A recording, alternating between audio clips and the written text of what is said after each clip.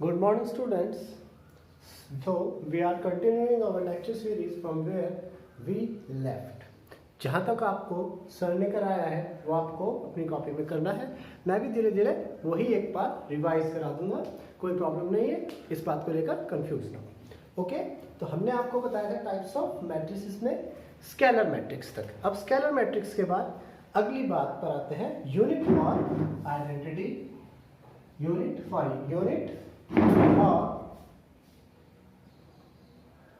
Identity matrix. Unit और identity matrix ये किस टाइप का मैट्रिक्स होता है, तो हम इसी की तरफ आगे बढ़ते हैं। यूनिट मैट्रिक्स और आइडेंटिटी मैट्रिक्स इस टाइप का मैट्रिक्स है। A square matrix, a square matrix means its row and column will be, number of its rows and column will be same. So a square matrix in which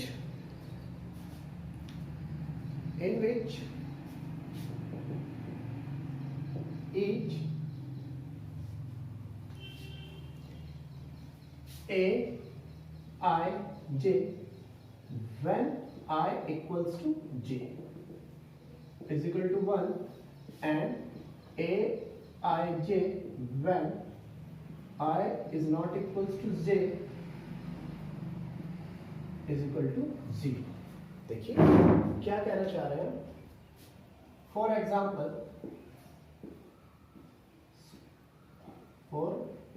example हमारे पास 1 0 0 0 1 0 0 0 1 ये एक matrix है 3x3 का।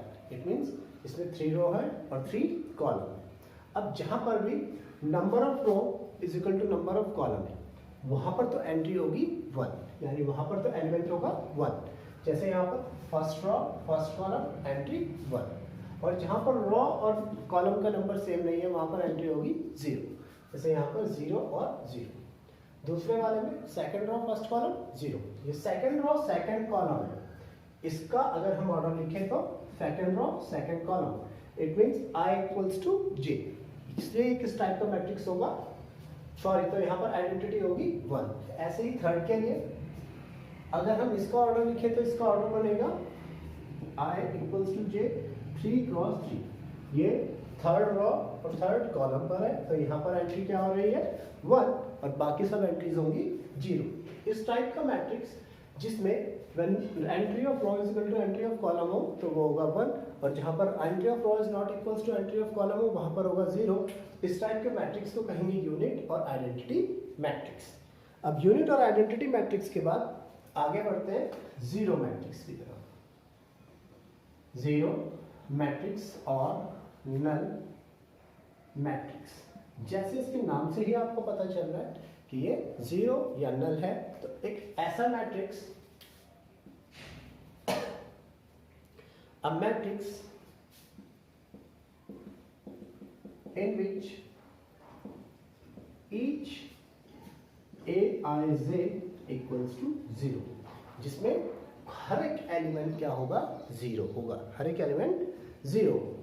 अगर हर एक element 0 है, either रो कुछ भी हो कॉलम कुछ भी हो, सभी के सभी एलिमेंट होंगे 0, then it is a zero matrix. इस टाइप का मैट्रिक्स एक जीरो मैट्रिक्स कहलाएगा। अब जीरो मैट्रिक्स से हम आगे बढ़ते हैं कंपेरेबल मैट्रिसेस की तरफ। कंपेरेबल मैट्रिसेस या ऐसे मैट्रिक्स जिन्हें हम कंपेयर कर सकते हैं, उनको हम देखते हैं कंपेरेबल मैट्रिक्स। कंपेरेबल मैट्रिक्स इस टाइप के मैट्रिक्स होते हैं जिसमें नंबर ऑफ रो जिनका ऑर्डर सेम होता है, जिनका ऑर्डर क्या होता है सेम। ऐसे मैट्रिक्स जिनका ऑर्डर सेम हो, मतलब नंबर ऑफ रोज सेम हो, नंबर ऑफ कॉलम सेम हो, ताकि हमें हर एक एलिमेंट को एक दूसरे से कंपेयर कर सकते हैं। इस टाइप के मैट्रिक्स को कंपेरेबल मैट्रिक्स कहते हैं। इनकी पहली प्रॉपर्टी, पहली पहचान क्या होगी कि इनका number of row is equal to number of column होगा। लिखिए, if two matrices are equal if two matrices are equal such that they are of same order, then these type of matrices are called comparable matrix. इस type के matrix को हम कहेंगे comparable matrix कहेंगे। For example, इसका मैं अगर आपको एग्जांपल दूं तो ये देखिए, इसका अगर मैं एग्जांपल बनाना चाहता हूँ, मेरे पास एक मैट्रिक्स तो ये है P Q R L M N, और दूसरा मैट्रिक्स, ये मैट्रिक्स किसका होगा 2 क्रॉस 3, 2 रोज और 3 कॉलम्स, और यहाँ पर मैं लिख देता हूँ 2 3 5 8 0 9।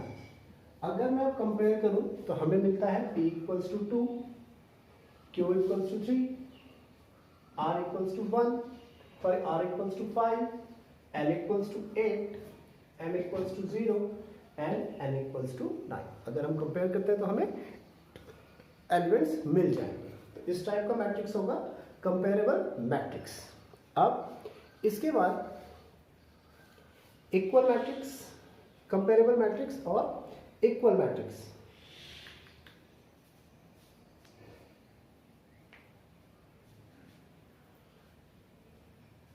इक्वल मैट्रिक्स को समझाने की जरूरत नहीं है। इक्वल मैट्रिक्स को मैं आपको ऐसे ही बता देता हूं। इक्वल मैट्रिक्स, अगर दो मैट्रिक्स हैं और उनके हर एक एलिमेंट आपस में इक्वल होते हैं तो उस टाइप के मैट्रिसेस को हम इक्वल मैट्रिक्स कहते हैं। ठीक है, अब हम ऑपरेशन ऑफ मैट्रिसेस की तरफ चलते हैं। इनमें कैसे ऑपरेशन करते हैं। नाउ स्टूडेंट्स, अब हम आगे की तरफ चलते हैं। अब हमने आपको टाइप्स ऑफ मैट्रिक्स तो बता दी, अब हम आपको बताएंगे operation of matrices. Operation of matrices का मतलब इनके आपस में एडिशन, मल्टीप्लिकेशन, सब्ट्रैक्शन, डिवीजन किस टाइप से होगा वो आपको बताते हैं। Operation of matrices.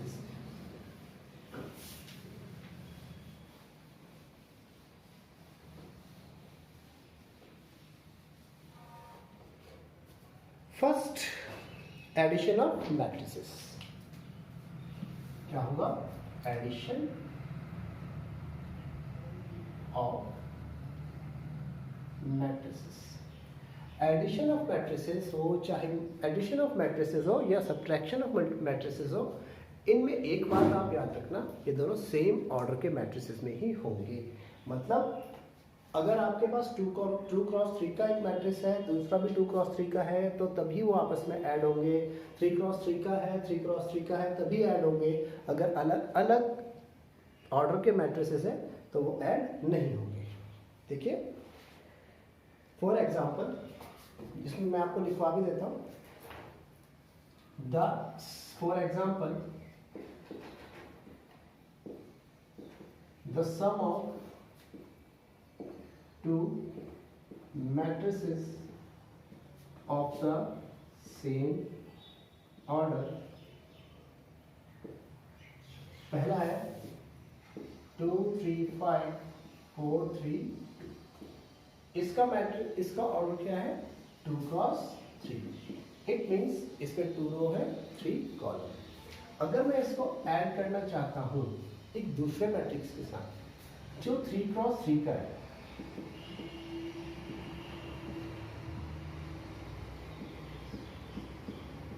ये क्या है? 3 क्रॉस 3 का मैट्रिक्स। अगर मैं इन दोनों को ऐड करना चाहूं तो ये नॉट पॉसिबल। क्या है? Not possible. इसी तरह से अगर मैंने सब्ट्रैक्ट करना चाहूं, एडिशन के बजाय क्या करना चाहे? सब्ट्रैक्शन करना चाहे, तो भी वो नॉट पॉसिबल। क्या वो नॉट पॉसिबल है? क्योंकि एडिशन हो या सब्ट्रैक्शन हो, दोनों के दोनों सेम ऑर्डर के मैट्रिसेस में ही होंगे, नहीं तो नहीं होंगे। आपको एक एग्जांपल दूसरा बता देते हैं। जैसे यहाँ पर हमारे पास 5 3 1 9 8 7 2 3 8 प्लस 2 2 2 2 2 2 2 2 2, ये दो मैट्रिसेस हैं। अब मैं ऐड कर, दोनों के दोनों सेम ऑर्डर हैं। देखिए 3 क्रॉस 3 और 3 क्रॉस 3। तो जब मैं ऐड करना चाहता हूँ तो बड़े ही इजीली मैंने ऐड कर सकता हूँ। कैसे ऐड करना है, जिस ऑर्डर का एलिमेंट है उसी ऑर्डर के साथ वो ऐड होगा, जिस ऑर्डर का एलिमेंट नहीं है वो दूसरे के साथ ऐड नहीं होगा।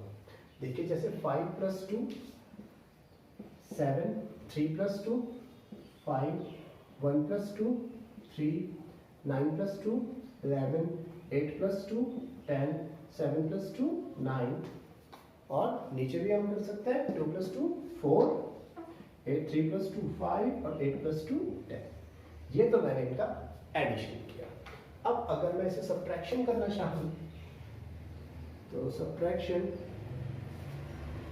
ऑफ द मैट्रिसेस, इसी को सब्ट्रैक्ट करके भी लिख सकते हैं। यहाँ पर मैं आपकी कन्वीनियंस के लिए एडिशन के बजाय क्या लगा देता हूँ, सब्ट्रैक्शन का साइन लगा देता हूँ, ताकि हमारा टाइम और बोर्ड दोनों बच जाए। नेक्स्ट देखिए, अगर मैं सब्ट्रैक्ट करता हूँ तो जो जिसका एलिमेंट है हम उसी को सब्ट्रैक्ट करेंगे। जैसे 5 - 7 - 2 नेगेटिव या पॉजिटिव मैट्रिक्स के अंदर किसी भी तरह का नंबर आ सकता है, उससे कोई प्रॉब्लम नहीं। 3 - 2 1, 1 - 2 -1, 9 - 11 -2 -2 and -2, 2 - 4 -2, 5 - 3 -2, 8 - 2 -2। इस तरह से 8 - 2 सॉरी 8 - 2 होगा 6 एंड भाई 3 - 2 होगा 1 1 1 1 सॉरी एंड 2 - 2 होगा 0। थोड़ी गड़बड़ हो गई है। 9 - 2 सबके सब गलत कर दिए मैंने। 9 - 2 7, 8 - 2 6 एंड 7 - 2 5। ऊपर वाले से ही तो आपको एडिशन का पता चल गया होगा एंड सब्ट्रैक्शन का भी पता चल गया होगा। इसी तरह से अगर हम इसे किसी स्केलर से मल्टीप्लाई करें, multiplication of a matrix by any scalar number, कैसे? मल्टीप्लिकेशन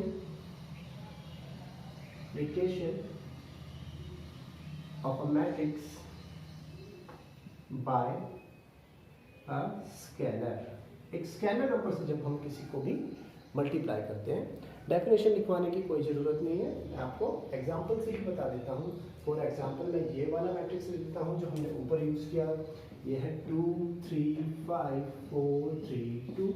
अगर मैं इसको किसी भी नंबर से मल्टीप्लाई कर देता हूँ, जैसे मैंने इसे मल्टीप्लाई कर दिया फॉर एग्जाम्पल 3 के साथ, तो जैसे ही मैं इसे 3 से मल्टीप्लाई करूँगा, ये मल्टीप्लिकेशन हर एक रो और हर एक कॉलम के एलिमेंट की तरफ चली जाएगी। देखिए जैसे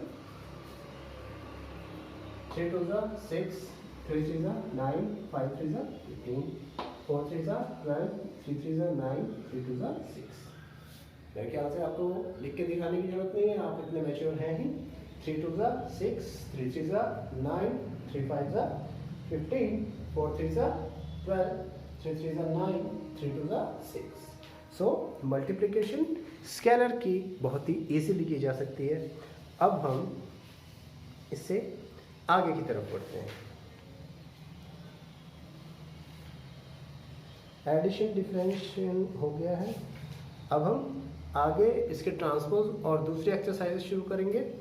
अच्छा एक मिनट, इसकी मल्टीप्लिकेशन बतानी रह गई है शायद आपकी। डिफरेंसेस हो गया, multiplication of matrix, negative of matrix, difference भी हो गया, प्रॉपर्टीज ऑफ मैट्रिक्स, एडिशन। अब हम दो मैट्रिक्स की मल्टीप्लिकेशन की तरफ जाते हैं और चलिए दो मैट्रिक्स की मल्टीप्लिकेशन आपको कल सिखाएंगे और नेक्स्ट जो एक्सरसाइज में क्वेश्चन है उनको भी कल करें। Thank you.